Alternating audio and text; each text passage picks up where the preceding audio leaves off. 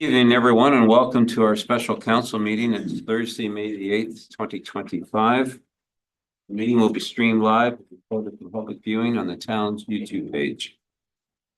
We acknowledge that this land on which we are gathered today is part of the ancestral land of the Chippewa, the Ottawa, and Potawatomi peoples, referred to collectively as the Anishinaabe. It is through the connection of the Anishinaabe with the spirit of the land, the water, and air that we recognize their unique cultures, traditions, and values. Together as treaty people, we have a shared responsibility to act with respect for the environment that sustains all life, protecting the future for those generations to come. This evening, we're gathered together for an educational session called The Strong Mayor's Power, and it's presented by John Mascarin, partner in Aird Bearless, LLP. John, I'd like to welcome you. Are you with us there?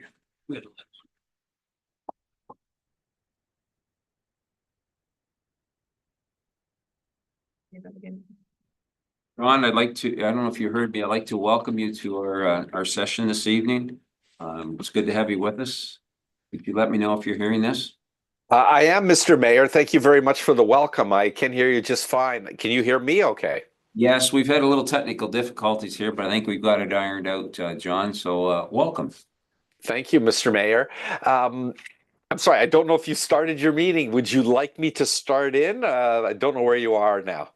We are right at the very beginning, and you are the star this Thank you very much. I'll let my family know that. Mr. Mayor, thank you very much for the opportunity to come and speak to you tonight about strong mayor powers. Thank you for having me. I have a slide deck that, if with your permission, I'd like to put on the screen and walk you through it. Is that all right, Mr. Mayor? Absolutely. Go right ahead, sir. Great. So just give me a moment. I'm going to move you over here to my other screen and then find my slide deck. Okay. It looks like it's up now. All right. Yes, it is. Okay, Mr. Mayor, I'll go through a general sort of introduction, which is a bit of prologue, and then I'll get to the introduction of the strong mayor powers, and then the real meat of the discussion will be in probably the last two-thirds of the session today, where I'll talk about each of the categories of strong mayor powers and how some of them, in my view, may or may not work, and I can speak to that. What I can do, Mr. Mayor, if it's all right with you, so that everyone is in a sense waiting till the end if they'd like to ask questions, I'll try to take some pauses at some natural breaks, and then maybe I'll just stop and ask you if anyone would like to ask me any questions. Would that be all right, Mr. Mayor, if we proceed on that basis? Yeah, that would be fine, John. No problem at all. Okay, thanks very much. So we're here to talk about strong mayor powers. So just as a brief introduction, someone dreamed this up a number of years ago. So here you go. Did you know our premier was an author with his brother, Rob Ford? An actual reputable publisher published a book called Ford Nation, Two Brothers, One Vision. And no, I did not read the entire book, but I found this one quote in it. This is attributed to our current premier, Doug Ford. If I ever get to the provincial level of politics, municipal affairs is the first thing I would want to change. I think mayors across the province deserve stronger powers. One person in charge with veto powers. This was, look at the date of the book, 2016, probably written sometime before the publication date, maybe, with the ghostwriter, but the quote is attributed to our premier, Doug Ford. He had this idea in mind, probably seeing things that had happened in the city of Toronto when his baby brother, Rob Ford, was a one-term mayor of the Toronto City Council, and probably had a lot of his ideas, a lot of his visions thwarted by certain things that had been happening there. And I think Doug Ford, knowing that there is a form of government in the U.S. for local governments called strong mayor municipalities, municipalities, principally one of which is the city of Chicago. And if anyone knows anything about the premier, his father had started a company called Deco Labels and Tags. And where's its head office? It's in Chicago, a strong mayor municipality. There are also a number of other strong mayor municipalities in the U.S., San Francisco, Los Angeles, New York City. Those are the ones that are typically touted. The premier has talked many times about strong mayors as like the mayor of Chicago. There are also strong mayor cities in Europe, city of London, England, Munich in Germany, and Paris, I believe, are all strong mayor type municipalities. But the ones that I think the premier is focused on was Chicago, where the mayor has certain veto powers and unilateral executive powers to do other things. So it was envisaged a number of years ago. Now, you have this vision. Well, you got to need an excuse to implement it. And what is the excuse? The Ontario housing shortage. The Housing Affordability Task Force issued a report talking about the housing shortage here in Ontario. The first sentence in the introduction, Ontario's in a housing crisis. Why? All fingers were pointed to municipalities. Interestingly enough, if you know the constitutional structure of Canada, you'll know that constitutionally, it's the province who has dominion and jurisdiction over municipalities. So all of these things here are things that the province could have cleaned up. And why? Why is there a housing shortage? Well, the Housing Affordability Task Force came back and said, it's because of municipalities. That's the problem. Why? Development restrictions. There are OP designations. There are zoning restrictions on what people can do. Yeah, those have been downloaded to municipalities.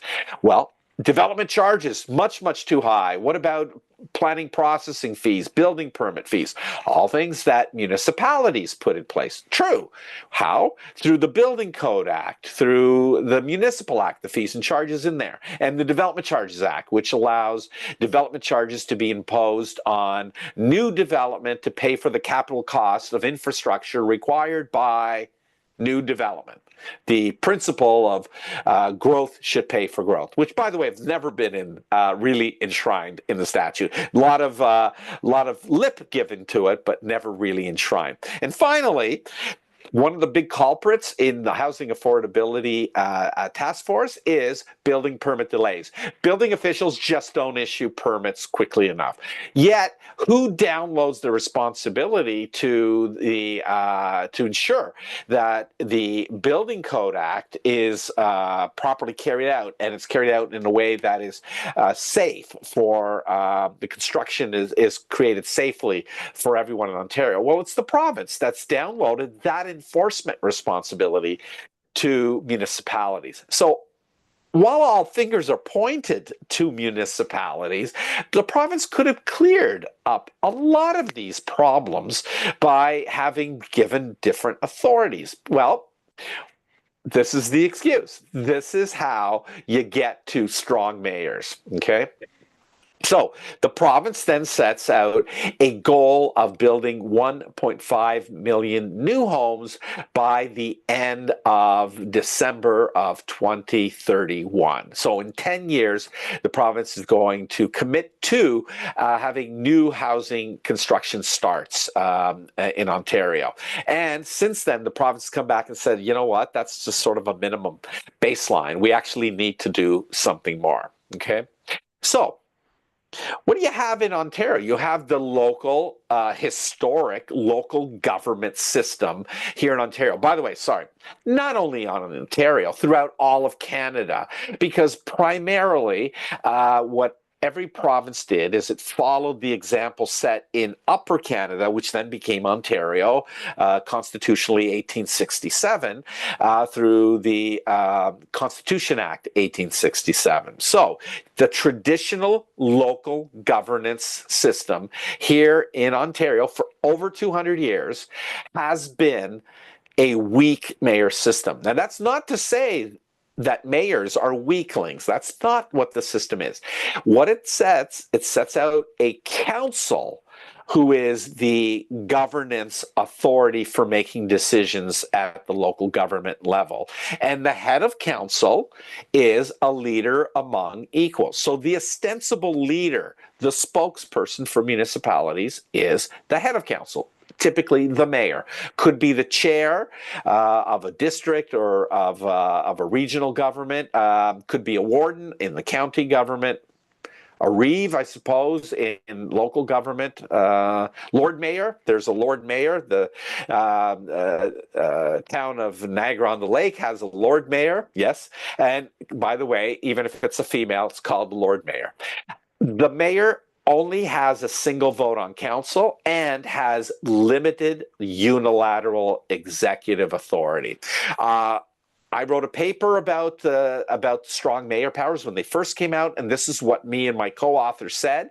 The role of the mayor has traditionally been viewed as a consensus builder, one where the head of council must work together in a spirit of cooperation and compromise with the other elected representatives of the municipality, i.e. the other council members, to achieve a desired result.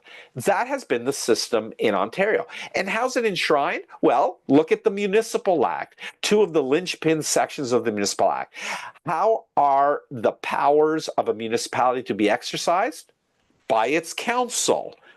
And how are those powers of council supposed to be exercised? Well, mostly through bylaws. But as you know, as members of council, you know, there are resolutions passed at every meeting of a council. That's so resolutions, directions to staff, approvals, and other indicia of types of approvals are set out in the Municipal Act. So the traditional way that a municipality's powers are carried out are through its council, who acts primarily by bylaw unless specifically authorized to do otherwise. The common law has set out a number of exceptions to that, and the Municipal Act and other statutes have set out a number of exceptions to the bylaw requirement. Just think of the Municipal Act. There's probably at least 36 separate instances where council can, just by resolution, just by approval,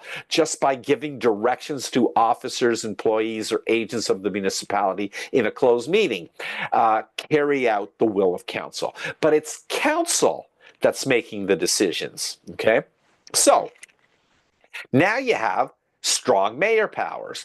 There are 4 separate sources to strong mayor powers, and I'll go through them in some detail, at least the statutory ones.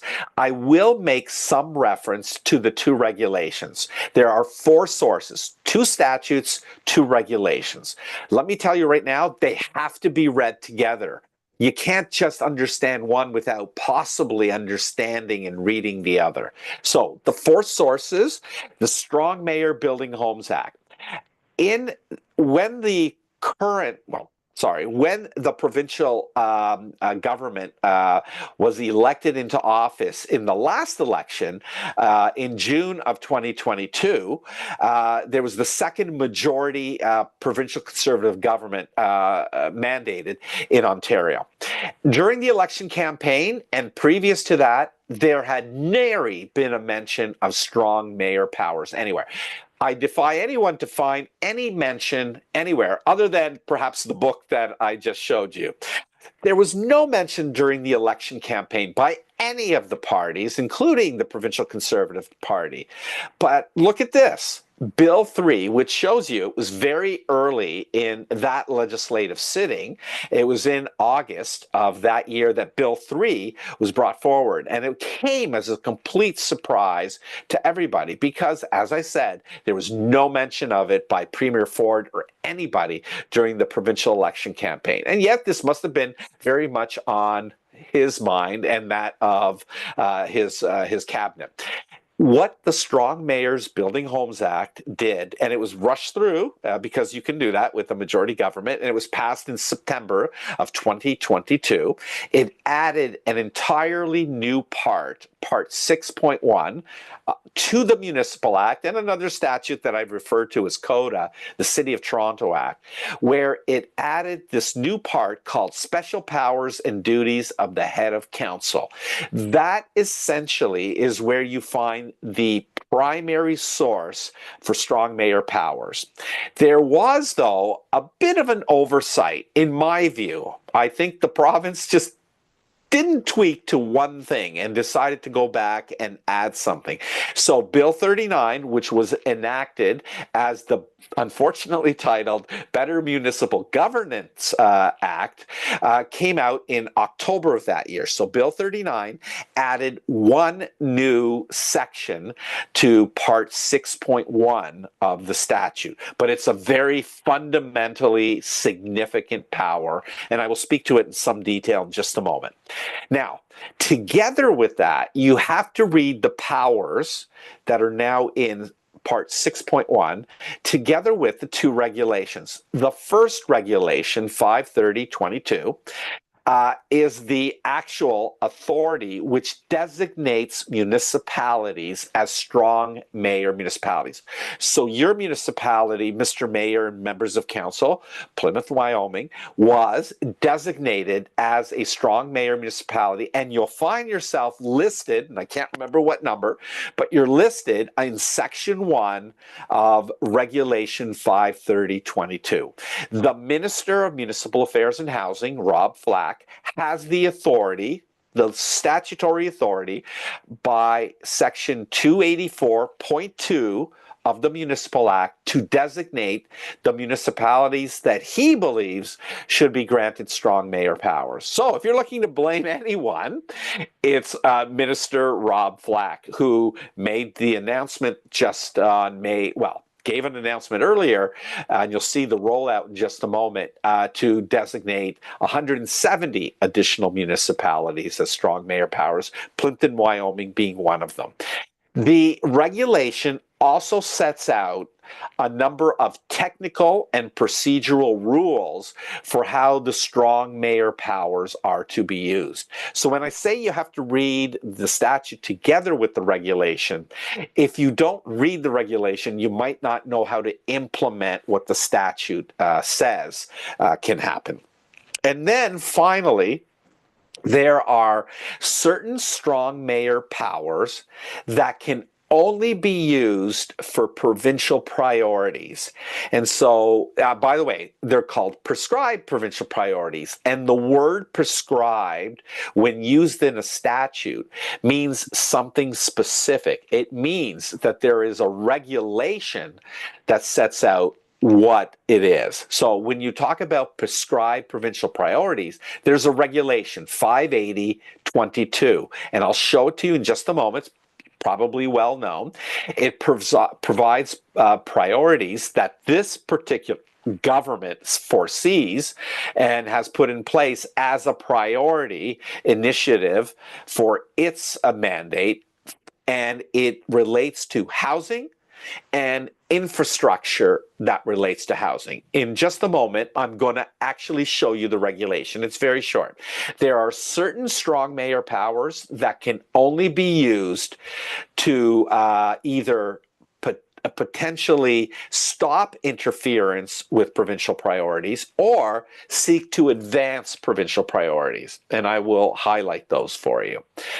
Here is the rollout of the strong mayor powers. Initially, they were only granted to the cities of Toronto and Ottawa. It was stated very clearly by the Premier and former Minister of Municipal Affairs and Housing, Steve Clark, that this was a pilot project. They weren't sure that they were going to roll it out to anyone.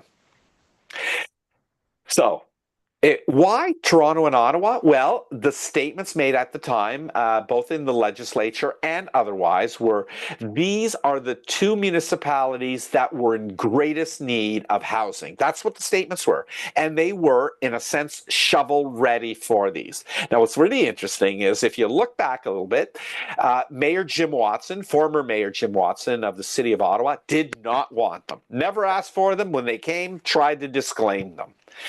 Mayor John Tory, on the other hand, in Toronto, was found to have been secretly lobbying the government to try to get these powers. And he quite fully embraced these powers. So they were given initially as a pilot project to these two municipalities. Well, someone must have thought that the flight went well, because then, less than a year later, on June the 16th, 2023, 27 additional municipalities were designated by Minister Clark to have strong mayor powers on Canada Day of that year. So 27 municipalities. Those municipalities that had populations or were foreseen to have populations of over 100,000 persons. So there was a consideration at one time as to population of certain municipalities and population growth by 2031. Okay? Then, short time after that, 18 more municipalities were designated on October 31st, on Halloween, to have strong mayor powers. This came shortly after the second tranche. The third tranche came forward. Interestingly enough, there were, I think, 22 municipalities that were proposed to have strong mayor powers. The strong mayor powers were to be given to these 22 municipalities, provided that the head of council of that municipality executed a commitment to the provincial housing construction housing targets by October 15th of that year. In fact, only 18 came forward. There were 4 municipalities, I believe, Norfolk County, Haldimand County, and New Tecumseh, I think, did not sign on. There's, I think, one more municipality that I'm missing there, and I can't remember which one it is.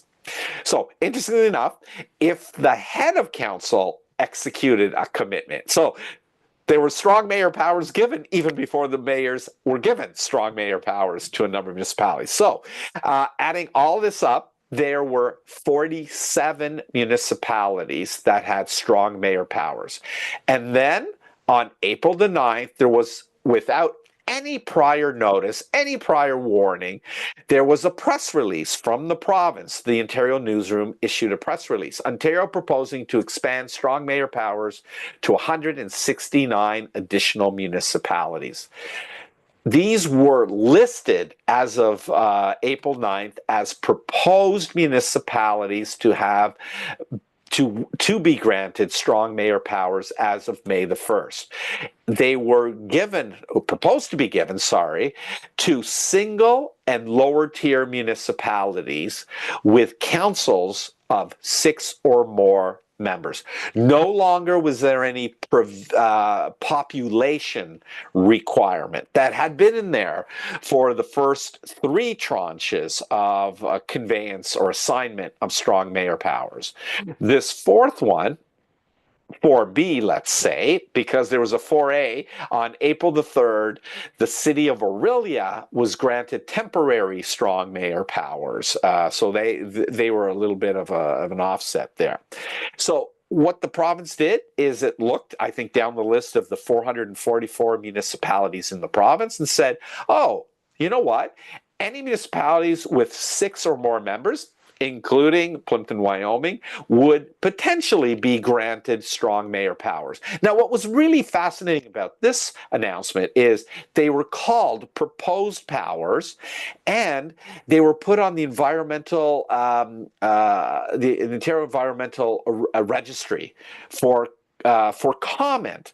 I think many, including myself, read that as these are really just proposed powers that are going to be given. Surely the province will not be granting strong mayor powers to 169 new municipalities. That's outrageous. That's what I thought. That's what a number of municipalities thought. I gave counsel to a number of municipalities and said, you know what? If you don't want them, you better act before April the 16th or on April the 16th. Make sure your views are known to the minister and posted on the website, and get a resolution of council and make sure that the mayor's included there. Because if the mayor does not go along with the resolution of council, I think the minister might say, well, we're going to intend to give them to strong mayors, so if the mayor wants them, we're going to give them to him. Well, what happened? You probably were surprised, maybe like a lot of people, and you received a letter on May the 1st from Minister Rob Flack. Follow up on our government's announcement on April 9th. I'm pleased to inform you that as of today, May the 1st, we have expanded strong mayor powers to the heads of an additional, hey, not 169, 170 municipalities, which includes your municipality. So I know for a fact that there were at least a dozen municipalities that passed resolutions and wrote, and with their mayors saying, we don't want this powers. And yet the minister decided on May the 1st to designate 170 municipalities, including Plympton-Wyoming, as a strong mayor municipality. So that's where we are today. AMCTO, quite strong in the wording there. I'll just leave it to you. Basically saying, the province keeps putting this forward as saying this is needed for housing, but yet there's been no material advancement of housing starts in municipalities because of strong mayor powers. And yes, there were a number of mayors who actually wrote these nice little comments about, oh yes, it's advanced building in our municipality. Well, those are probably all municipalities that were ready to go anyway. There's an embedded link here where it says our research, and you can link to AMCTO's research there, where just a couple of pages that basically shows no material new construction housing starts. AMO, which is supposed to look out for municipalities. Woo! Is this the weakest kind of statement that possibly could be put out? I gotta say, you know, if AMO's representing my municipality, probably is. I don't know. This is pretty weak as a statement. And you know what? Hasn't improved at all after May the 1st. So that takes us to today, where your municipality and 169 other municipalities now have strong mayor powers. Mr. Mayor, members of council, I've come to the end of the first part. That was just a lot of introduction and prologue. Can I ask, does anyone have any questions? All right, thank you, John. I'm going to go to my council. Does anybody have questions? Anybody from staff? I see none, John, so I guess we Okay. can. Mr. Mayor, let me just say, I kind of expected that. It was just setting the table for what's coming next. I hope to get some questions coming forward, though, on the next part. So I've looked at strong mayor powers, and I've divided them into 4 broad categories.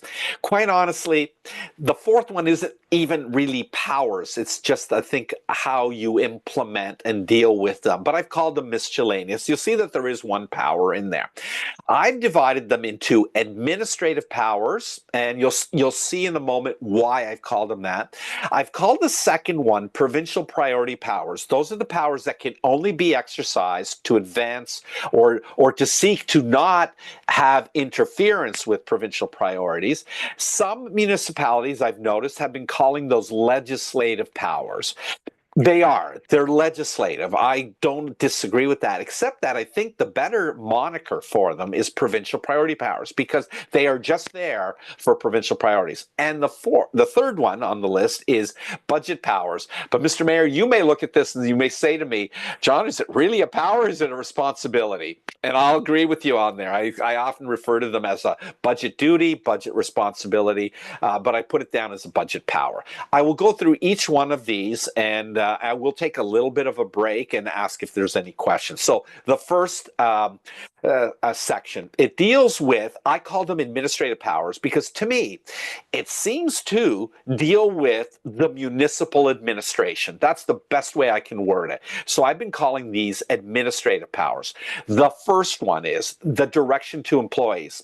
Now, Mr. Mayor, members of council, if you had paid attention at all to the Collingwood Judicial Inquiry report from Justice Morocco from a couple of years ago, it's almost must reading for anyone in local government. You'll see that Justice Morocco spent a lot of time in that report because it was key and central to what he was inquiring about, that talked about municipal staff and how they interact with members of council.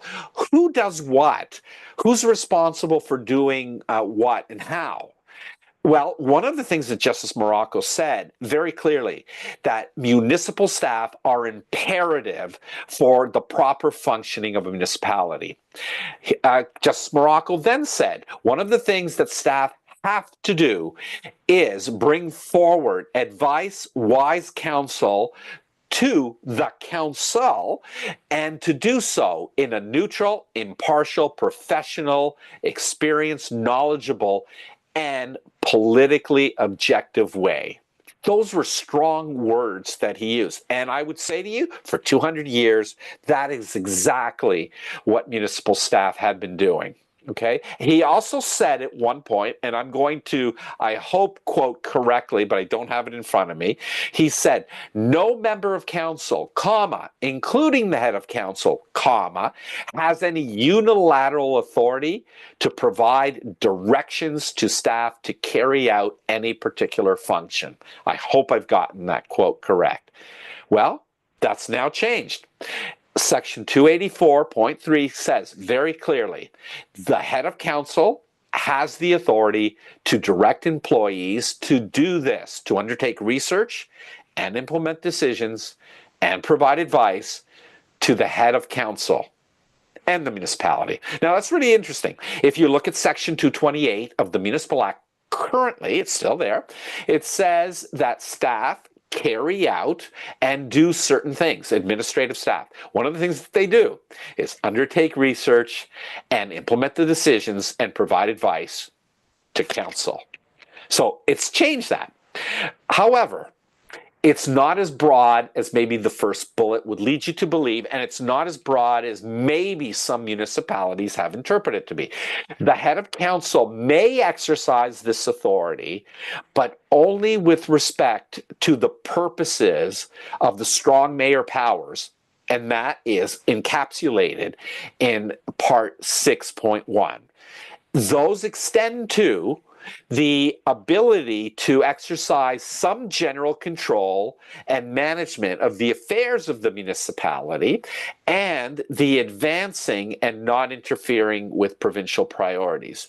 So while I say initially it's not as broad as any direction to any municipal employee to do anything, it is pretty broad though. Okay, it is the ability to tell staff to do things in relation to the authority of the mayor under 6.1 of the Municipal Act. Okay, now, can the mayor do so orally or verbally? The answer is no.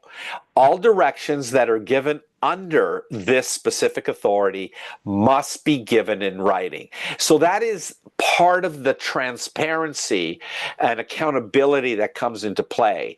And you can understand why this is absolutely important. You wouldn't want to have the mayor verbally giving instructions to any municipal employee and then having that misinterpreted, misconstrued, and something different coming back. So I guess it could still be misconstrued and misinterpreted, but at least it's in writing and there's some certainty to what it's supposed to be, okay? So this is imperative. It has to be in writing, and you'll see a little bit later, I'll talk about how it should be in writing and how it has to be given, okay? So that is the direction to municipal employees. By the way, the wording here is very clear. It says municipal employees. And I think there's been some disbelief, and I won't call you out, Aaron, but if you did attend the session that AMCTO helpfully put out for its members, I think one of the things that came out there is some municipalities interpreted municipal employees as just being the senior level of employees. And in fact, I think the city of Toronto, who was leading that, John Elvidge from the city of Toronto, the clerk, was saying it says municipal employees. I suppose it could mean anyone, which is extraordinary. Is that what the province intended? I'm not sure. Did the province intend a lot of things coming out of this particular change? I'm not sure that it did, because it's worded very awkwardly. That's the best, most politest way I can say it. Okay, so that is the first of the administrative powers. There's three more. The second one, the one that's gotten a lot of notoriety recently out of the city of Aurelia, I won't go into details there, but the authority now of council to appoint and hire, dismiss the chief administrative officer has now been transferred over to the strong mayor. I'm just going to read to you, I have it here on my screen and I wanted to read it to you. In the statute, I'm just calling it up here. In the statute, it says, and some people have misinterpreted this, Section 284.5 says, the powers of a municipality under Section 229 with respect to the chief administrative officer are assigned to the head of council. Some municipalities have misinterpreted that to mean the mayor is now the CAO. That's not what it says. If you look at Section 229, it says the power of the municipality is to hire or appoint the CAO. That is the power that's given to the mayor, not a transference of the CAO's powers to run the municipality, essentially to look after the general management and operations and the affairs of the municipality. So just want to be very clear. It's a huge power now. So it's not now council's appointment of the CAO. It's now the mayor's ability to appoint the CAO and to revoke the appointment, i.e. terminate the CAO. And many municipalities have done this. I believe the municipality or the city of West Quinte on May the 1st did terminate their CAO through the strong mayor powers. I have not currently heard of any other municipality since May 1st that's taken that action. So what does this mean? Well, it means that now the CAO, who used to be the one employee that council had, now is the employee of the mayor. So this power is a power that can be delegated back to council. Okay, and I'll explain that in just a moment as well, but it can be delegated back to council.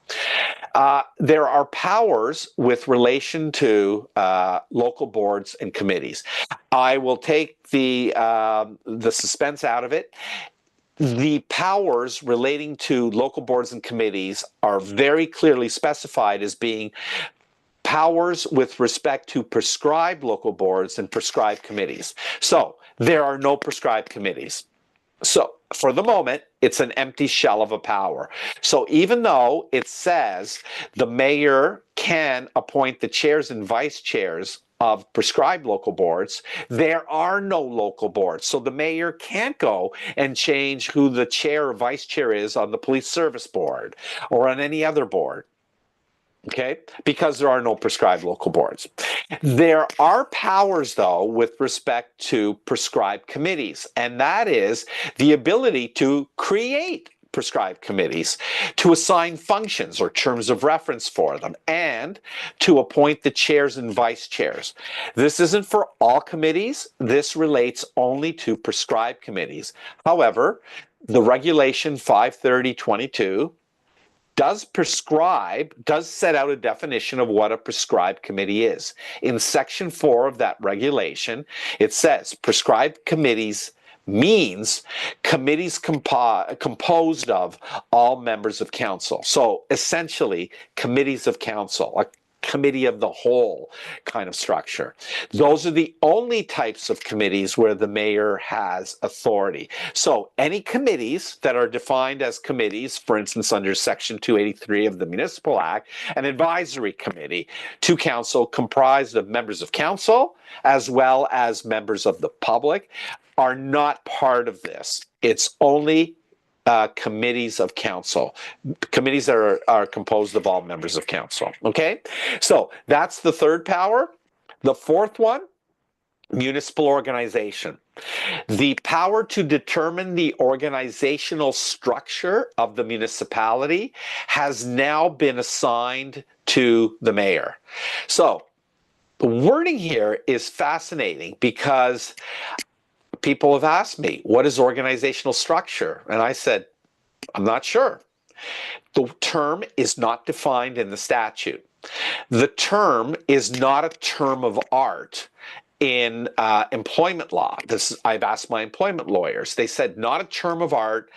People think of an organizational structure pretty much as being the organizational work chart of a municipality where you have certain people reporting up and with certain functions and certain silos or realms of authority.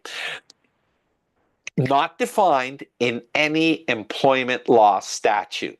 So look at the Employment Standards Act, Occupational Health and Safety Act, the Labor Relations Act. None of those have a definition of organizational structure. So this is what the province has chosen here. My employment law lawyer said to me, John, it was probably chosen because it wasn't defined anywhere to provide maximum flexibility. I think he was bang on as to why it was chosen. So the mayor, who doesn't have to have any industrial relations, management operations, or HR, employment law, knowledge, skills, or experience, can determine the organizational structure of the municipality. That's what this says. Concomitant with that power includes the mayor's power now to hire and fire persons who are division heads, or, in the wording of the statute, are persons who are who head the divisions of the municipality. That's the language that's been chosen. I've put here, because I think it's helpful, I've called them department heads.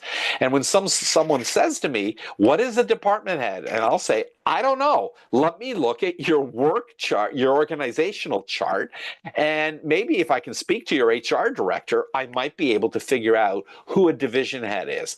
Once again, I think the province has done this deliberately and has attempted to keep this as broad as possible, or as flexible as possible. So the mayor now, in restructuring the organizational structure of the municipality, can decide that certain people can be terminated and can be hired if they are division heads or persons who had divisions. Now, there is a carve out to that.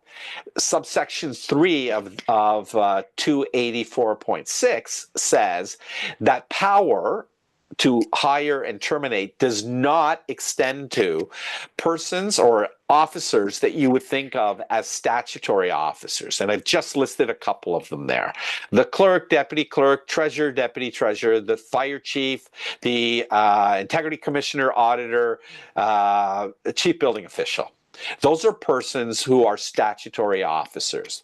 There are others as well. There are other persons who are required to be appointed by statute. The mayor could not remove any of those even if they're division heads. So let's think of persons who I don't think are typically thought of as being division heads, but building inspectors who have to be appointed under the building code. Weed control officers, I did not know this, under the Weeds Control Act have to be appointed by council. Bylaw enforcement officers who I think are appointed under the Provincial Offences Act, I think. Those are persons that can't be removed if there are division heads. Now, any organizational structure that is in place as of May 1st continues to remain in place unless the mayor decides to change it. But the mayor can go in and change it.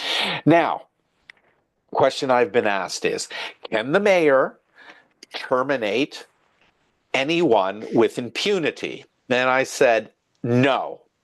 But if the question that you're asking is, can the mayor terminate someone without cause? The answer is yes. So if the mayor would like to, for instance, change the organizational structure of the municipality, which currently has, and I'm not picking on anyone, but currently has a director or a manager of bylaw enforcement, the mayor can change the organizational structure and say, you know, I don't need that division here. This will all come under the CAO or under the clerk or under some other officer. Mayor can do that and might terminate the head of that division. Can do so without cause, does not need cause.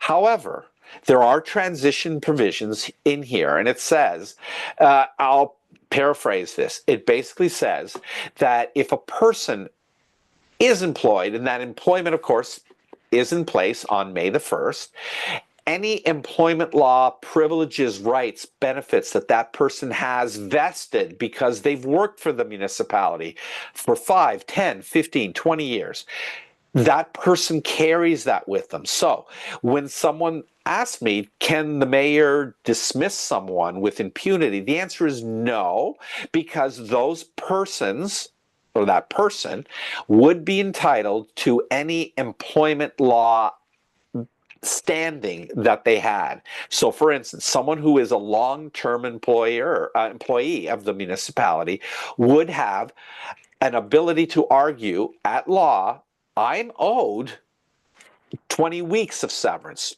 20 months of severance, and notice, or whatever it may be. That still runs. So it's not with impunity, but it can be without cause. So this is really going to be interesting. The powers with respect to the municipal organization can be delegated back to either the CAO or to council. Okay, the mayor has specific authority to be able to do that. So, Mr. Mayor, I've reached the end of the administrative powers. So before I move on to provincial priorities, I'm just going to take a pause and ask if there's any questions at this point. All right, well, thank you, John. I'm going to ask the council, do you have any questions? Councillor Rodriguez. Well, thank you.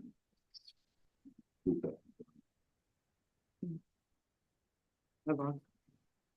I wanted, if I may, clarification on, you said there was a Collingwood judicial report. Clarity on council and staff. Can't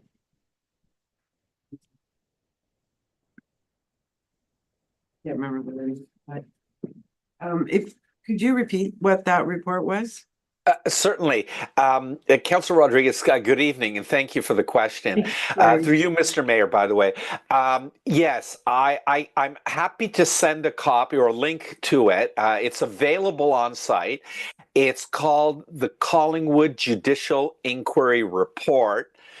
I can't remember the actual subtitle to it, but it was issued, I believe, in November of 2021 by the inquiry officer, Justice Morocco, and it's 4 volumes, but I would really recommend volume 1. It's almost mandatory reading about a dysfunctional municipality and many things that Justice Morocco said about what is a properly functioning municipality.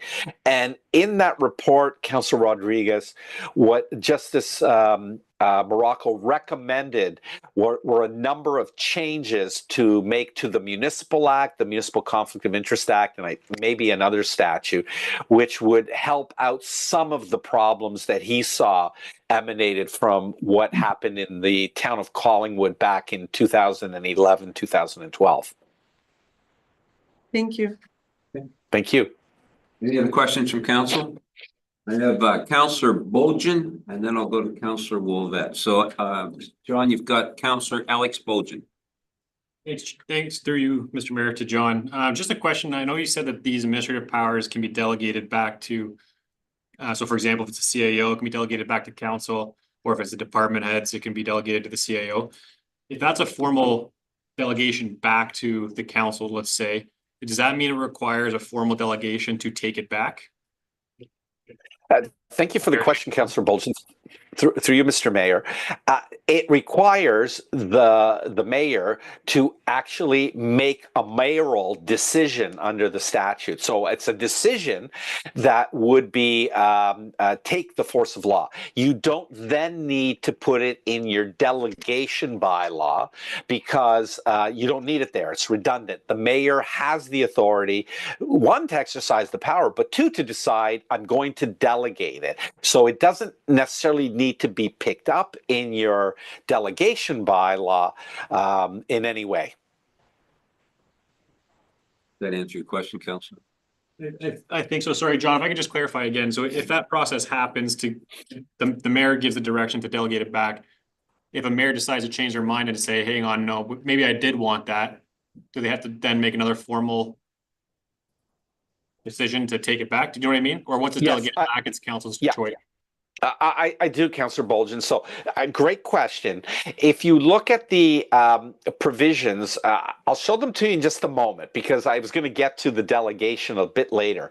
But it says if a mayor agrees or decides to delegate the four things that the mayor is entitled to delegate under the statute, the delegation occurs in accordance with the rules under section 23.1 sub 2 of the Municipal Act. And that's the general delegation powers that are under the act right now. One of the rules there is the person who gives the delegation can take it back at any time. So to answer your question, the mayor could decide, I'm going to delegate these powers back to council now. I like the council. I trust the council. They're good. I want to work with them, and I'm going to give them back to council. Who knows what may happen in a year and a half in, October of 2026. The mayor, should he still be in the seat, may not feel as comfortable at that point with that council that may be elected and could say, I want to take this back. The mayor would be entitled to do so at that point. Equally, if the mayor makes a decision today, the mayor could take it back tomorrow, or if the mayor is not the mayor in the future, any mayor who sits in that seat, she could take them back at that point. So that's how it works. Mayoral decisions will bind the council and the municipality until they're revoked or changed. So they will continue to run into the next term. If the new mayor or the existing mayor who's been reelected decides, I'm fine with the way things are working, then no changes in place. But they could revoke at any time. And that would be done, to go back to your question, I am answering it, would be done by another decision. So there would be one decision to delegate, and there would be a subsequent decision to revoke the delegation. Thank you, John. Thank you. Councillor Bolgen. I'm going to go now to Councillor Bob Wolvette.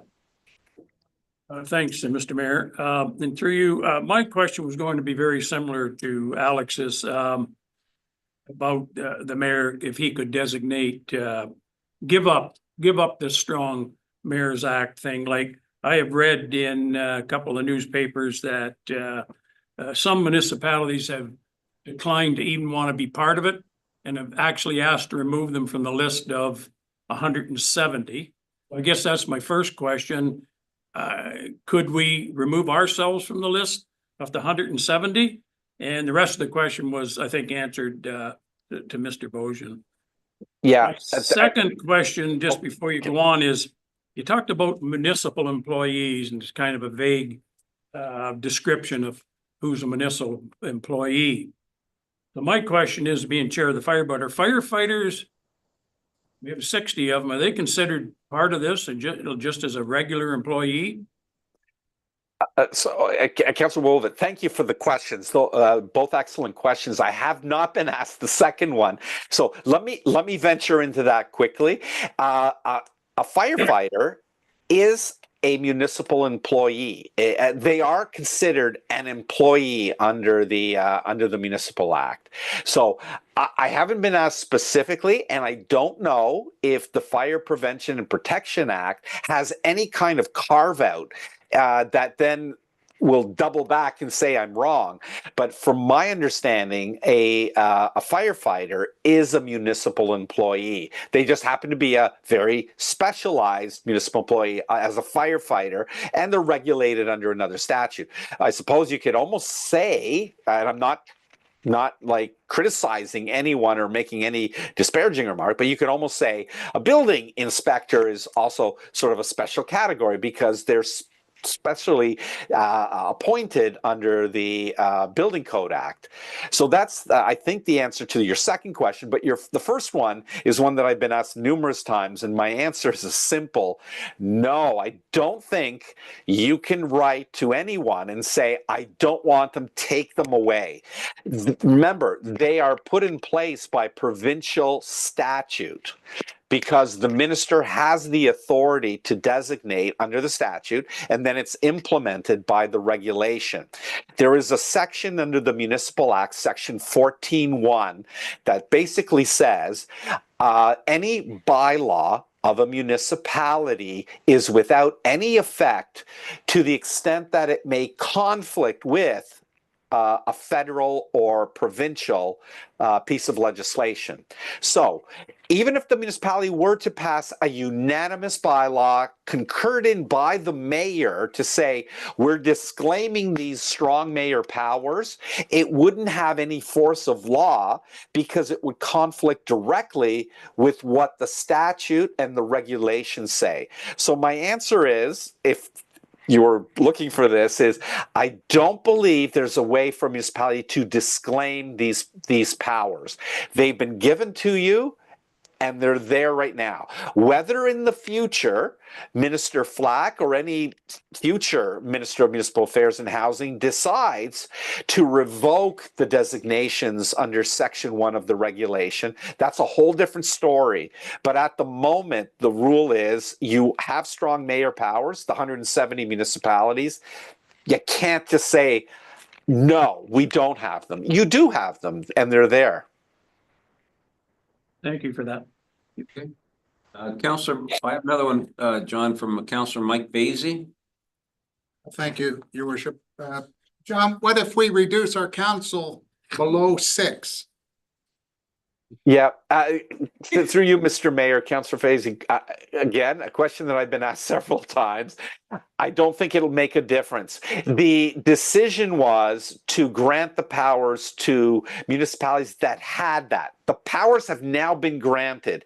If something happens after the fact, it doesn't say that the continuation of the powers is municipalities with 6 or more members. So I think the die has been set. So even if you were to do a change of council composition and reduce the number, I don't think it would have any kind of immediate effect. You would still need the minister to go in and revoke the designation under Section 1. So I don't think it would make any difference. Okay, thank you. Thank you. Any further questions from council? Yeah, I'll go to staff. Are there any questions from staff? I see none, John, so we're prepared to move on whenever you feel comfortable doing it. Yes, thank you, Mr. Mayor. Mr. Mayor, if I could just ask your indulgence for one moment. Am I moving at an okay pace for you? I don't want to be going too quickly, nor do I want to be going too slowly. Is it okay the way I've been proceeding? From what I'm observing with our council and our staff, I think you're right on for your pace. Okay, thank you very much, Mr. Mayor. And by the way, I really do thank everyone for those excellent questions. As I said, a few of them I've been asked before, but I've also gotten a couple that I haven't. So thank you for that. And please, I'm here today. I'm happy to try to answer anything. So now I'm going to move to the. John, before we do move, Councilor Rodriguez thought of another question she Sure. had. So I'm going to go back to her. Thank you, Mr. Ray. My question was in relation to the firefighters as employees. You did mention that they do fall under other statutes and regulations. So through you, I just wanted to ask, we have our fire chief in-house. Are you aware of statutes that would supersede this regulation? Oh, yeah, through you, Mr. Mayor, to Councilor Rodriguez. Again, a good question. The fire chief is appointed, of course, under, I think, Section 6 or Section 5 of the Fire Protection Prevention Act. It's a separate statute. He is a protected person and can't be removed. He's in the list. Just going to go back, if you don't mind. Sorry, I'm looking. There it is. Under section 284.6 sub 3, there are certain statutory officers, and the fire chief is one of them, that can't be removed or hired by the mayor. That person still would be in accordance with what your current hiring policy is. So council would have to appoint the person because only council can do that, but perhaps the person could be, and I don't know what your process is for hiring, perhaps it's the chief administrative officer who has the authority to select the fire chief. Perhaps it's council. I don't know, but those rules remain the same right now. Those don't change. Sorry, just for clarification, I realized it was for the fire chief that he was covered under that. But did the statutory also apply this under the fire regulation? Is there anything else that extends to firefighters because they have a specialized statutory provision? And our Yes. fire chief, Will Davidson, is in council chambers with us. So I was I'd like to ask if he knows anything further, if you're okay with that. No problem from my end. Thanks, Councilor Rodriguez. I'm not entirely sure what you're asking. We are covered under the Action and Prevention Act. So I don't see anything that contradicts this legislation there. You were referring to like. Does it extend to the entire firefighting service? The act, Itself? the act does, yes. Protection.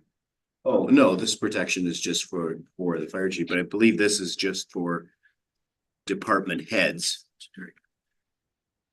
Okay. I don't think it's. So yeah, this fire protection is directly for statutory officers.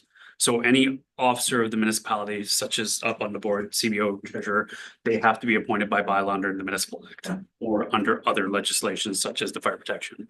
So those are the ones he's referring to. Anyone that has to be legally appointed for the town to be in compliance with a certain provision of provincial law. Okay, I got you. It's the scope now. It makes sense. Okay. Yeah, okay. All right. I think, John, we're ready to proceed ahead again. Terrific. So thank you, Mr. Mayor. I'm going to turn to the provincial priority powers. So here is the regulation that sets out provincial priorities. I'm sure you've seen it and you're probably well aware of it. It says these are the prescribed provincial priorities of this particular government. So I've been asked if there was a new government that came in, or what happens if at the end of February, Premier Ford had not received a mandate to form a government. Let's say Merritt Stiles was the premier and the NDP formed the government. Could the NDP come forward and prescribe different provincial priorities?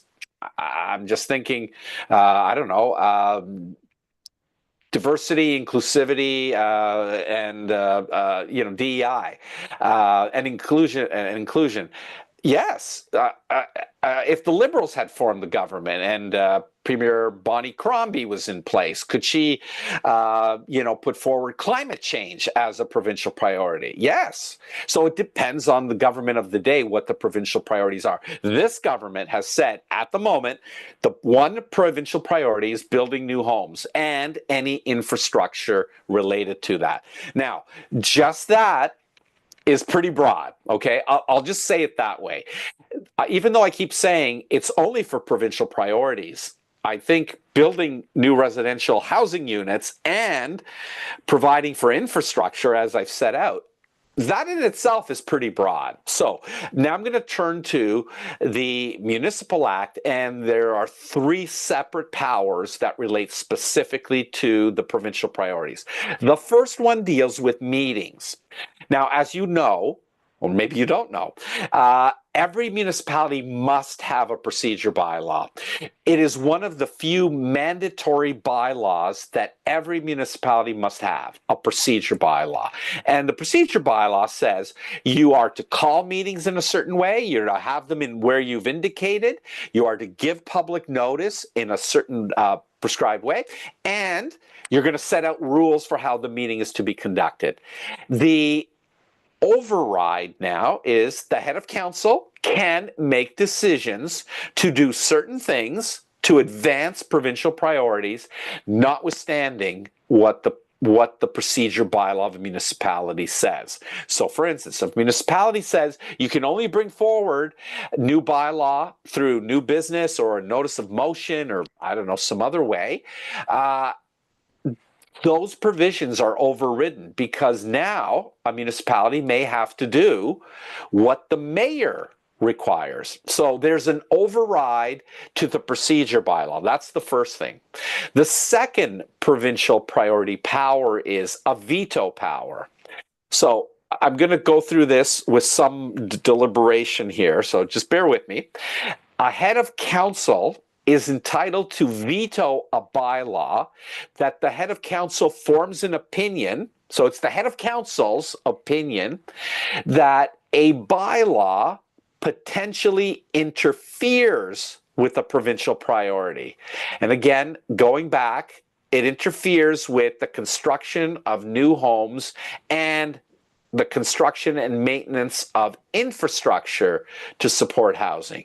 So if the head of council is of the opinion that there's a potential interference with a provincial priority, the head of council may attempt to veto a bylaw, provided it's one, a bylaw under the Municipal Act, a bylaw under the Planning Act, or a bylaw under a prescribed statute.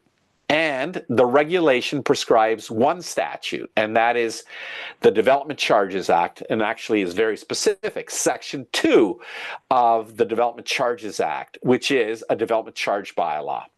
So the head of council can decide that he or she would like to veto a bylaw. So what does the mayor have to do? The mayor has to provide notice to council within 2 days of council having voted for a particular bylaw under the Municipal Act, the Planning Act, or Development Charge bylaw. Okay, so what does that mean? It means that the mayor cannot veto a bylaw that hasn't just been enacted. So if there was a bylaw that was enacted prior to May 1st, the mayor has no authority to veto that bylaw, or, let me say it this way, or part of the bylaw, because it doesn't just relate to the entire bylaw. The mayor can decide only to veto certain aspects of a bylaw.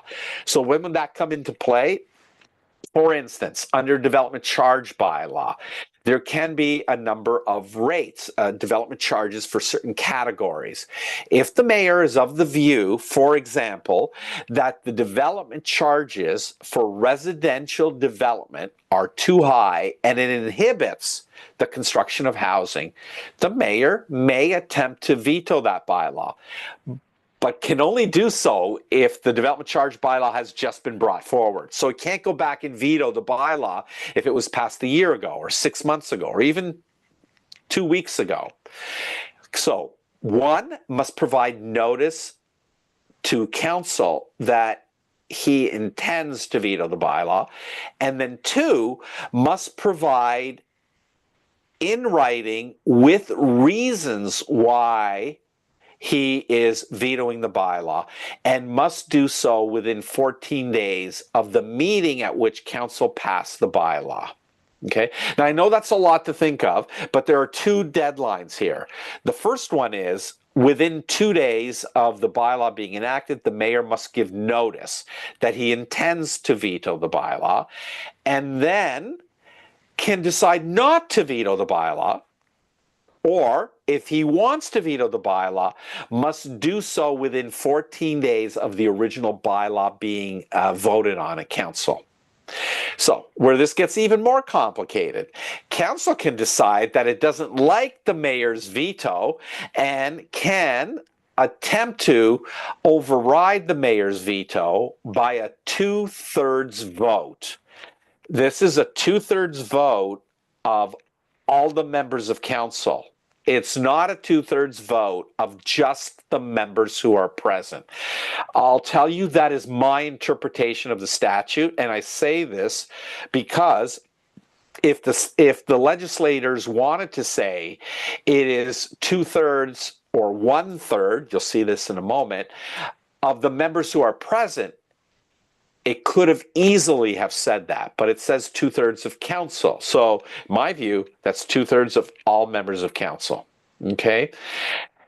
And has to do so within 21 days, okay? Now, the mayor is entitled to vote on the council override. So all of a sudden you lost one vote. Presumably the mayor's not going to vote on the other way. The mayor's going to decide to try to uphold the veto. So anyway, it's a little bit of ping pong back and forth. There's a veto to the veto.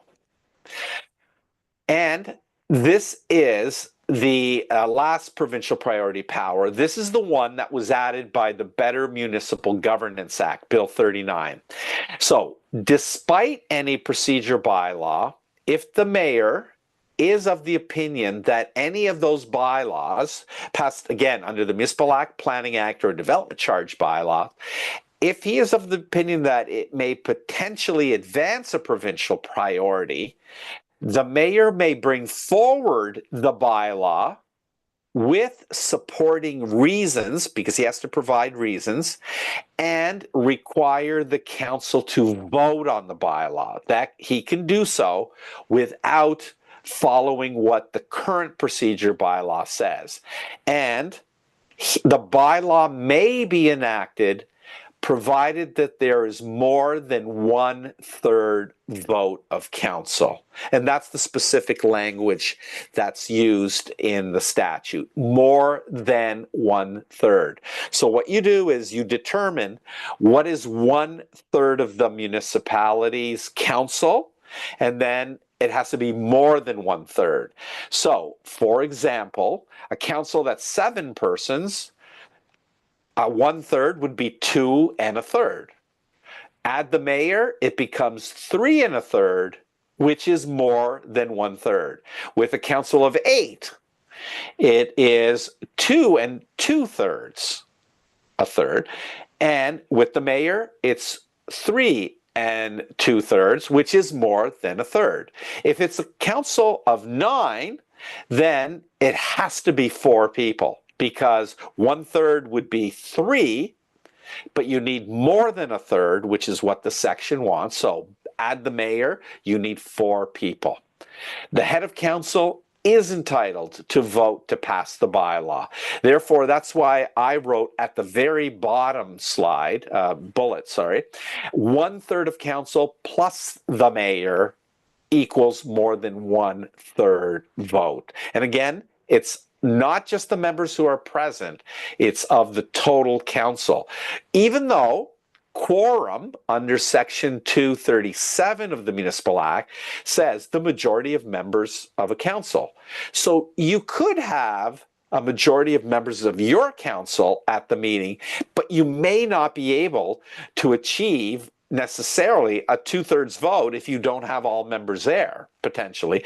You may not even be able to achieve a 1/3 vote, depending on who makes up the minimum of the quorum of members of council. Okay, those, Mr. Mayor and members of council, are the provincial priority powers. I will pause here and ask if there are any questions with respect to the provincial priority powers. Okay, thank you. Council, are there any questions? Councilor Rodriguez. Thank you, Mr. Mayor. So my question is on the, so for an example, where the head of council can veto a bylaw with those provisions that it advances provincial priorities, or because he or she potentially thinks it may interfere with provincial priorities. So the example in Windsor, the mayor vetoed a bylaw that was passed by council 7-3 to keep cross-border transit running. The mayor then vetoed that using his strong mayor powers, which I don't see how it has anything to do with his narrow scope of why you should veto a bylaw. So if that would be considered outside of the purview of when he can veto a bylaw, what is the process to address somebody making decisions outside of regulation? Through you, Mr. Mayor. Thank you, Councillor Rodriguez. So the mayor, by the way, I just want to correct you slightly. The veto power doesn't relate to the advancement of a provincial priority. It just relates to whether a mayor considers an interference with provincial priority.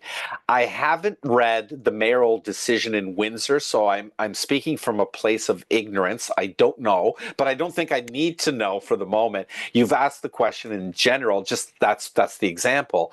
I think your comment is, how does that relate to the creation of housing? And I think that's what you're saying. So the whole purpose of the strong mayor powers, including specifically the veto power, is how does that interfere with provincial priorities? When I was talking about the transportation of cross-border trucks, I think that was the point. And that's a good question. So how do you challenge that? I think you have to the only way of challenging it is through court. That would be potentially, and I was going to say, before I found out something the other day, I was going to say there's two possible avenues to challenge. One is an application to quash the mayoral decision for illegality or being passed in bad faith. The second one is it's judicial review. It's ultra vires, the mayor's authority under judicial review, which would be Section 2 of the Judicial Review Procedures Act. However, I asked the city of Peterborough if I could see their application that they've received on a challenge to the mayor's authority. And I said, is it an application to quash or a judicial review? And they said, we don't think it's either. I go, well, what the heck is it? Well, they sent me the materials. They were very kind and sent me the materials. And I believe the application is just made generally under the rules of civil procedure, a rule that we would call Rule 1405, where someone could bring something and say it doesn't comply with statute. It doesn't actually say that in the application. It's not very well put together, I must admit, but it challenges the mayor. But to answer your question, Councilor Rodriguez, I believe that the only challenges that can be made directly as to the mayor's exercise of authority are through application to quash under Section 273 of the Municipal Act, under a judicial review procedure under that statute, and I suppose now that I've seen it, an application simply under the rules of civil procedure in Ontario, challenging the mayor in court. Now, someone has asked me, well, hold on, what happens if the mayor wants to pass a bylaw? Wouldn't someone still have the ability to go to the OLT and appeal that? And yes, I believe that that is still alive. You would have the ability to challenge that on pure planning grounds under if it's a zoning bylaw under Section 34, if it's I don't know, subdivision approval under Section 51. So I believe that that would still be in place. So I think those are the avenues, but there is nothing else set up. Someone said, well, didn't the province set up something where there's a mediation or some provincial authority that you can go to? And my answer was, why would the province do that? They basically said, here are the powers, you work with them. No, there's nothing like that. So I think the challenges would primarily be to court, or potentially, if it's a planning act matter, or maybe a development charge matter, under the to the OLT. Okay, thank you. So to clarify, when you said the minister only has the power to revoke the strong mayor's powers, it really wasn't applying to if those strong mayor powers were abused in any way. I'm just trying to understand the question, Councilor Rodriguez. Let me rephrase that. You're asking, could the minister... I'm sorry, I don't understand the question. Sorry, when you were referring to the only, going back to Councillor Wavet's question to you about, could you formally request to withdraw from strong mayor powers in your municipality? You stated that only the minister could revoke those powers. Yes, I'm sorry. I thought you were asking specifically about a bylaw or a veto on provincial priorities. I'm sorry. I didn't realize you'd gone back. Yes, Councillor Wolvet said, can the municipality kind of not take them, give them up? And my answer is no. The system that's been set up is if a municipality is designated under the regulation and the person who does the designation is the minister, it would have to be the minister's decision. Sorry, to be very clear, the Minister of Municipal Affairs and Housing. There's no authority to the Minister of Infrastructure, the Minister of Northern Affairs, or any other minister. It's the Minister of Municipal Affairs. Only he can revoke the power, the designation under Section 1 of the regulation at this point. Okay, and to be clear, him revoking it would only be because of a legislation change, and not because of infractions to the legislation in a municipality.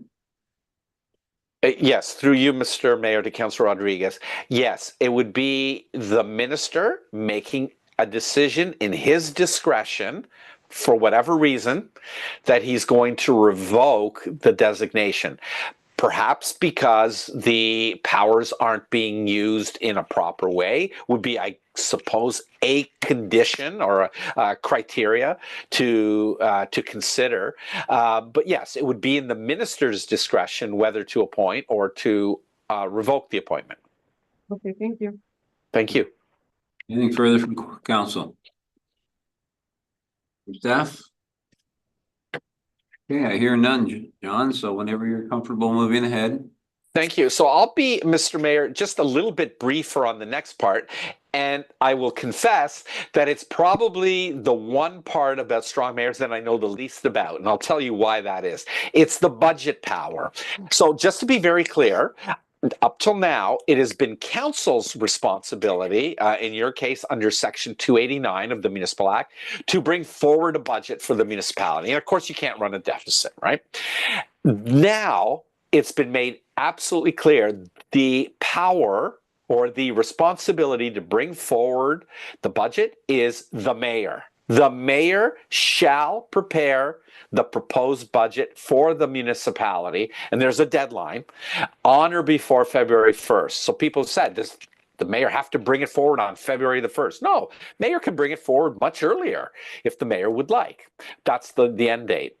Okay, it is the mayor's budget now. It's no longer council's budget. It's very clear under the statute. So I'm going to say something else now, and I'm just going to advance just one moment. Here are the specific powers of delegation. The mayor is entitled to delegate, as I said, under the strong mayor powers, pursuant to the rules under 23 sub 1, part 1. The mayor can delegate back to council the powers with the chief administrative officer. The mayor can delegate to council or to the CAO, the organizational structure. The mayor can delegate local boards, but there are none prescribed, so don't worry about it, and can delegate the powers with respect to prescribed committees, but only back to council. So those are the only 4 things that the mayor is entitled to delegate. So when we go back up to the budget authority, there is no specific authority for the mayor to delegate the powers of the budget. I've been asked this, and I've actually seen a municipality that shall remain nameless where the mayor did just that, delegated the power back to council. And another municipality brought forward and said, we'd like to do this. And I said, you can't. They go, well, another municipality's done it. And I go, that doesn't mean they did it right. So my advice to you is there is no authority for the mayor to delegate the authority and saying, it's not mine, it's back to council. Mayor can't do that. Statute says you can delegate. You can only delegate in 4 instances.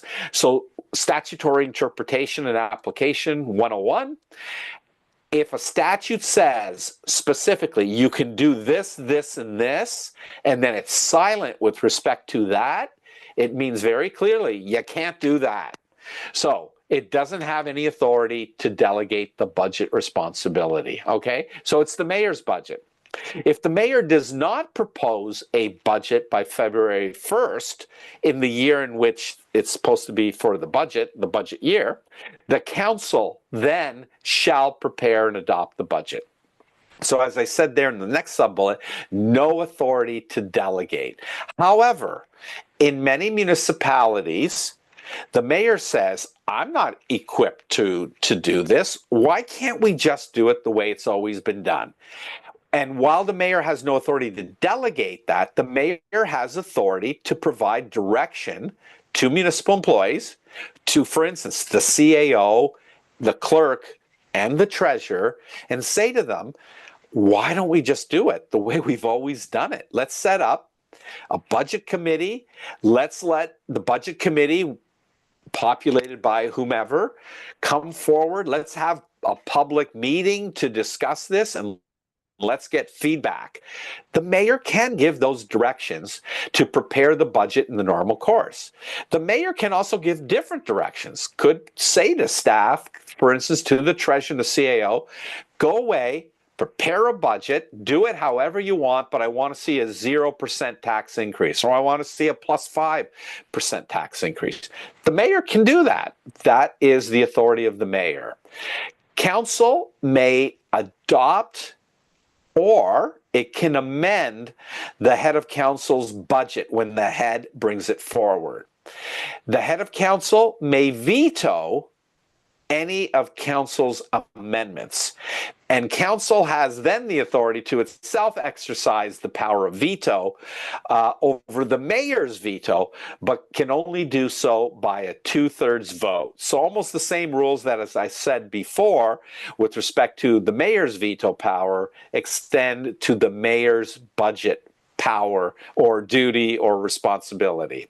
Now, again, I just want to be very clear. I've had the least amount of involvement in this, even though I have been advising some councils who are in the second tranche and a number of other councils who are in the third tranche of mayoral designations. Almost none of them have asked me about the budget powers. That's because I think the treasurers took control over this and basically ran it. So they had very few questions to ask me. So, Mr. Mayor, that is the end of my a summary on the budget power or responsibility. I'll just again take a quick pause and then I can wrap up the miscellaneous power. So are there any questions with respect to the budget? Okay, council, any questions from you on the budget? Seeing none, is there anything from staff? I see nothing from staff, John, so whenever you're comfortable. Okay, thank you, Mayor Atkinson. I'm surprised. I thought the treasurer was going to try to throw me a curveball there. Okay, I'm going to wrap it up, and I won't be terribly long with these next points. I've already talked about the delegation power.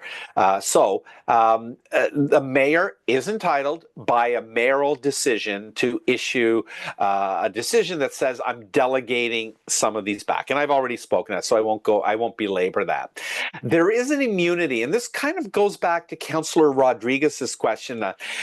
If someone doesn't like what's happening, can someone challenge it? And yes. However, there's this interesting language, immunity, which I'll admit sounds like, a mayor's been immunized, nothing's going to touch it. It doesn't actually say that. But what it says, and I'm paraphrasing what the language of the statute says, I'm hoping I've distilled it down for you. Any decision that's made or any veto power or other power that a head of council has exercised pursuant to part 6.1, if it's been done legally and in good faith, it can't be quashed or open for review in whole or in part, and it can't be challenged for unreasonableness or supposed unreasonableness of the decision or the exercise of the veto or the other power. And underneath there, the sub-bullet says, see sections 272 and 273 of the Municipal Act. What the immunity power under the section at the top, 284.14 does is it basically takes the concepts under section 272 that says you can't question the reasonableness or supposed unreasonableness of a bylaw to challenge it. That's typically a policy decision of council. And if you're going to quash a bylaw, you can only quash a bylaw for illegality, and illegality includes bad faith. Okay, I know I've said a mouthful there. So it basically says you can only challenge the authority for a mayor's exercise of powers for illegality or good faith, and you can't seek to review it. Now, someone has said, but you already told us that someone might be able to appeal, for instance, a mayor's decision to grant subdivision approval or to pass a zoning bylaw, right? Yes, you can go to the OLT. The language here is quashing, which is a specific matter. It's an application to quash and open to review. I think it's a judicial review. I don't think this immunity was intended to speak to an OLT appeal under the Planning Act or an appeal under the Development Charges Act. Okay, that's my interpretation. I've had someone challenge me on that. They go, no, I think this is broader. I think the immunity is basically saying if the mayor brings forward a bylaw to advance provincial priorities, a zoning bylaw, and passes it with 1/3, you can't go to the OLT. I'm sorry, I just can't come to that determination. My best advice to you is I don't think that that's what this immunity provision was intended to bring forward, and it was intended to apply. Okay. Now, if the mayor is disqualified from office, resigns from office, or is removed from office somewhere under Section 258 of the Municipal Act, I think there's like, I don't know, there's 8 or 9 things that are listed there. Typically, Section 263 says when there's a vacancy in the office of a member of council, council has a decision to make within 60 days of the declaration of the vacancy of office. Council can elect to run a by-election to fill the vacancy, or it can appoint someone. This no longer is the case for a mayor in a designated strong mayor municipality. The mayor can only now be elected into office.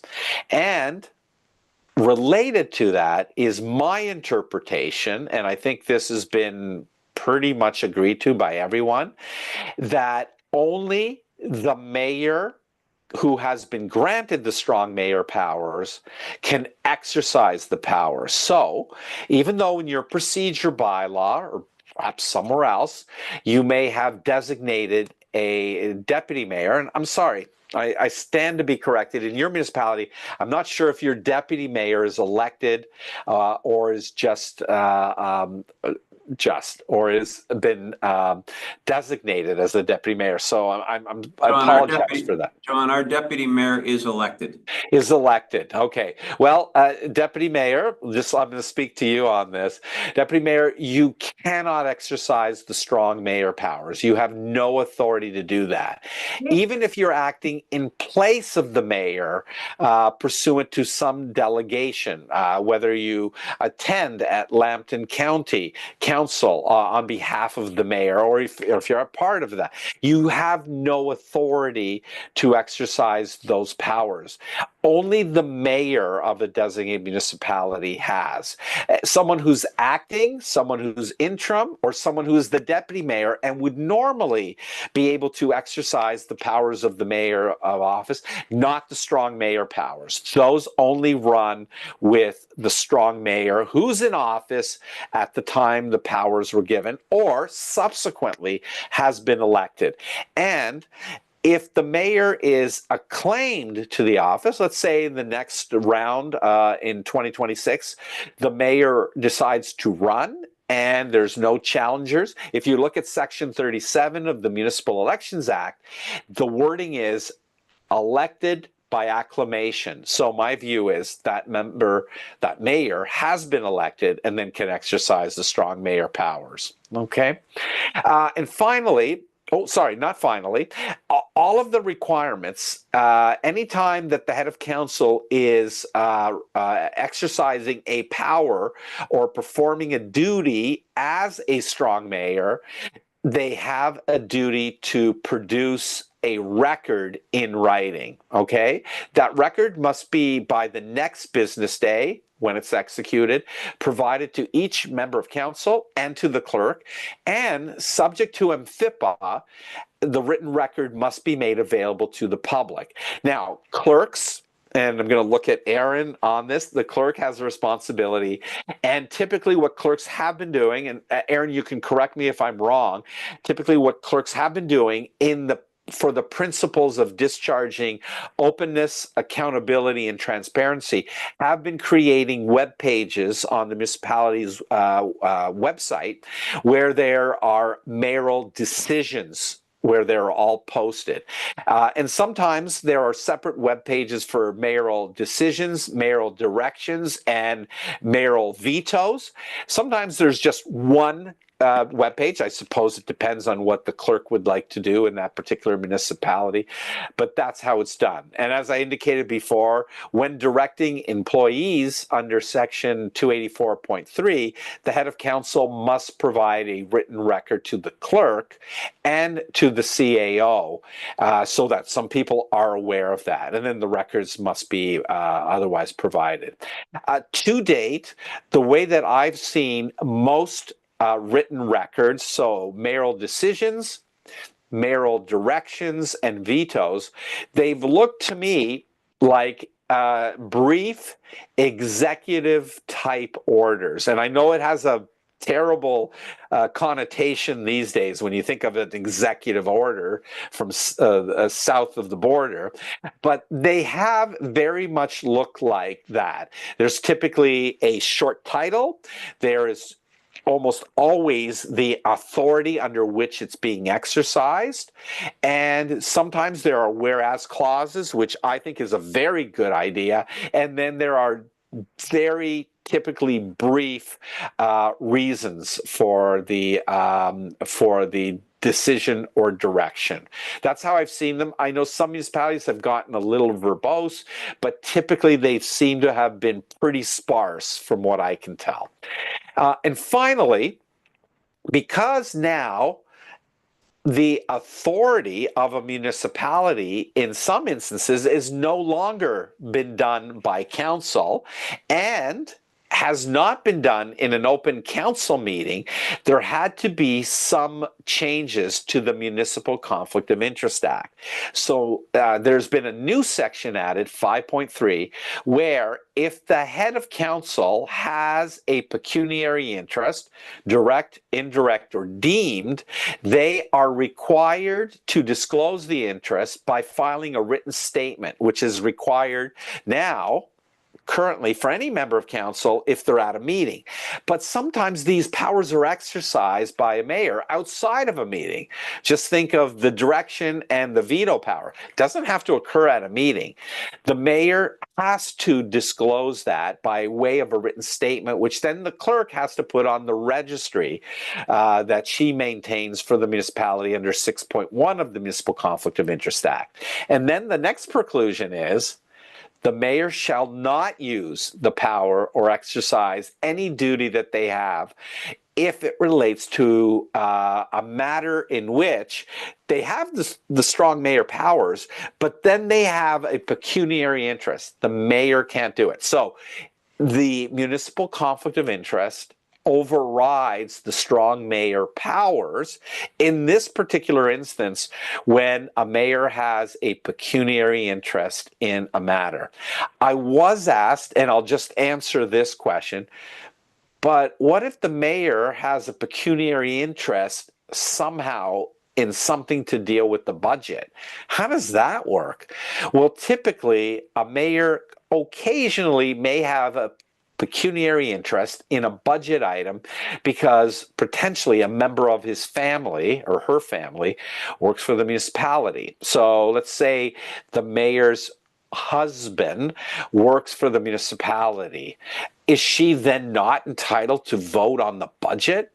The answer, in my view, and I am an integrity commissioner and have given advice to your municipality and others, my view is it would be silly if one of the most important decisions that a mayor may make to pass the budget would be ousted if the mayor has their spouse, their husband or wife or partner, or their child or their parent that works for the municipality. The way it should work is the mayor should not take part in any discussions, deliberations that deal with that particular department or division. But then if that decision is made there, if it comes forward and it comes, up to the capital budget of the municipality or the operating budget of the municipality, at that point, my view is that yes, there could be a potential impact still by the mayor at that point. But I think it would be silly to then oust the mayor from making a decision if they've excluded themselves earlier from any consideration. I would say then it becomes a remote or insignificant interest, and the mayor can still make the decision. That way the mayor is not ousted and is not precluded from bringing forward the budget. Okay, so Mr. Mayor, I've come to the end. I'm just going to wrap up now, but I'd be pleased to answer any more questions that any member of council or any staff member may have. So, strong mayor powers, I'm going to say there are limited executive powers and authorities. But let me say that the powers that are given are pretty significant. While they're limited, they're significant. There are those administrative powers relating to direction to staff, to the hiring and firing of the CAO, and dealing with organizational structure, and then with prescribed committees. There are powers that can only be exercised with provincial priority. There is the ability of the mayor to override the procedure bylaw if the mayor would like to bring forward and advance a bylaw with advancing a provincial priority. There is the veto power, where the mayor is of the opinion that there may be an interference with provincial priorities. The mayor can exercise the veto power with council's ability to attempt to override. There is the power of the mayor to bring forward, require that council consider and vote on a bylaw that the mayor is of the opinion may potentially advance a provincial priority, and that bylaw may be passed with only more than 1/3 of council. There is finally the budget power and responsibilities, and then at the end, I also talked about a whole bunch of different miscellaneous powers. So, Mr. Mayor, I've come to the conclusion of my presentation proper. I'm now going to stop sharing my screen, and I'd be pleased to attempt to answer any questions that you, Mayor Atkinson, or any other member or any staff member may have. All right, thank you, John. Council, do you have any questions? Councilor Woldat. Well, thank you for the presentation. I got to tell you, it's quite an overwhelming, strong premier's power paper. Personally, I don't know why any mayor would want to adopt this document whatsoever.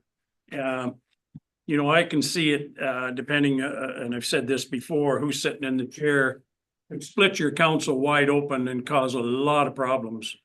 Realizing that, you know, with the 2/3 of the council, you can also do a veto. However, look what that would do to your council. If you're the mayor sitting in the chair and you got 6 councilors sitting around the table helping make a decision and studying it and all that kind of stuff, why you would want to overrule them is beyond me. It certainly, I've been on council a long time, it certainly changes the whole structure. And I don't know where you, John, fit in as an integrity commissioner. If you weren't happy with the actions of the mayor, I didn't hear you say anything about the integrity commissioner and the mayor if he doesn't do his job right. But this whole thing raises an awful lot of more comments, I guess, than questions. But I can see and I don't believe for 1 minute that we're going to have a problem here in this council. We work well together. But maybe in future councils, these recorded votes and all this kind of stuff is going to become more important, because if these decisions are made without the majority of council and things go wrong and budgets go wrong and decisions go wrong, and it's going to have to be well known that it was not a council decision.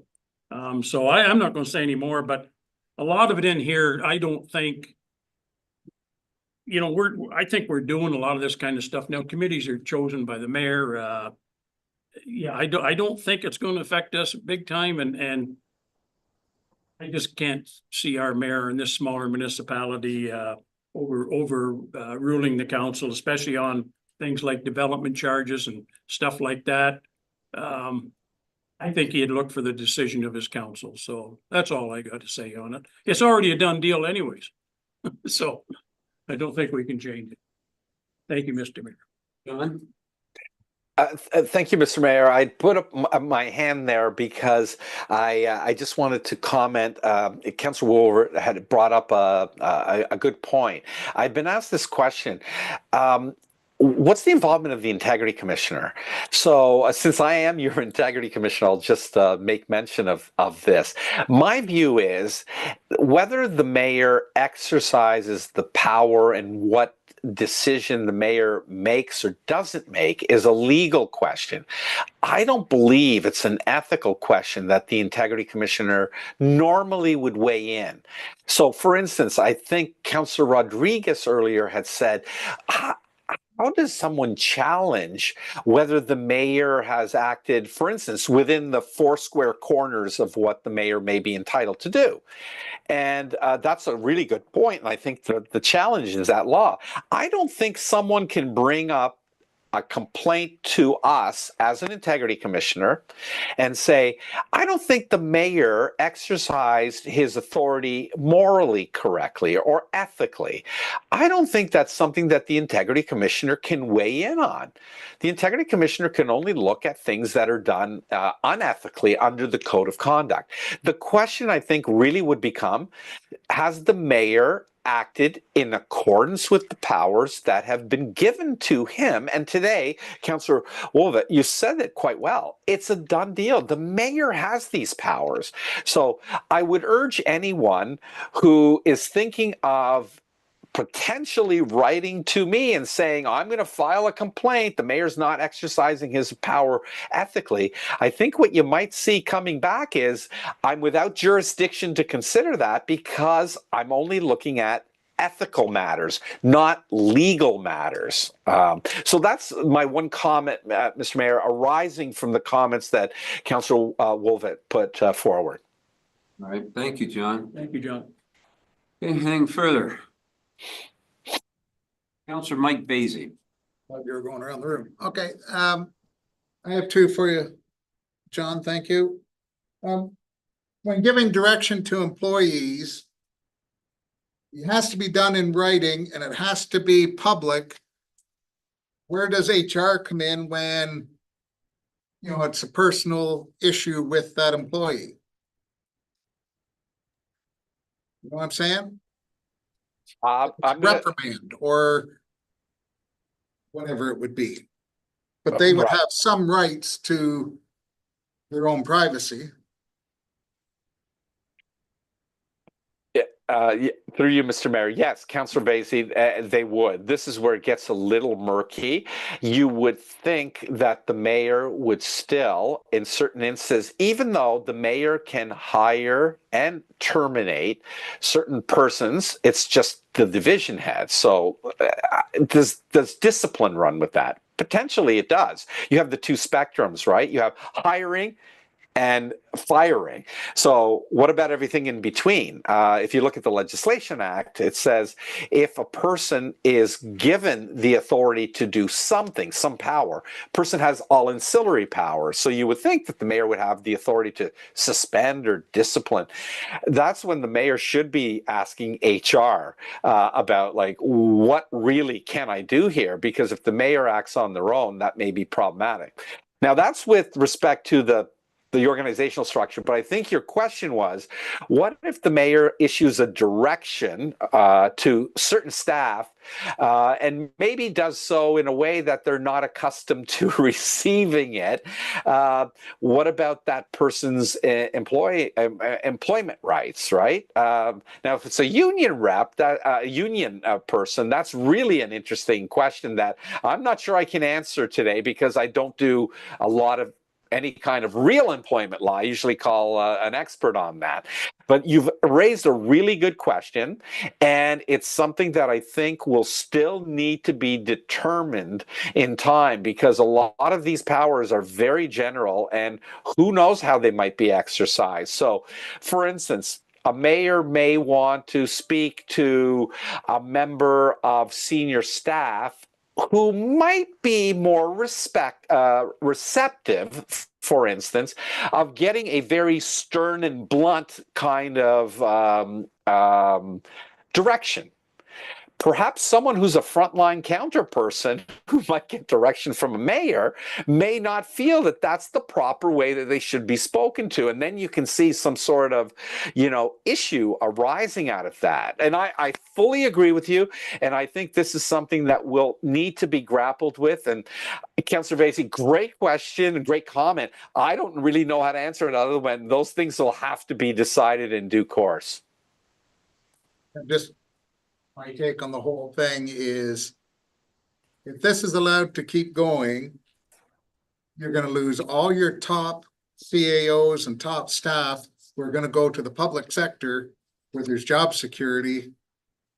Why would you stay in municipality with these powers? Because every 4 years, you're gonna be on pins and cushions and could be out the door. Yeah, you'll get some severance, but the good ones will find work and run a company somewhere, so I find it absurd.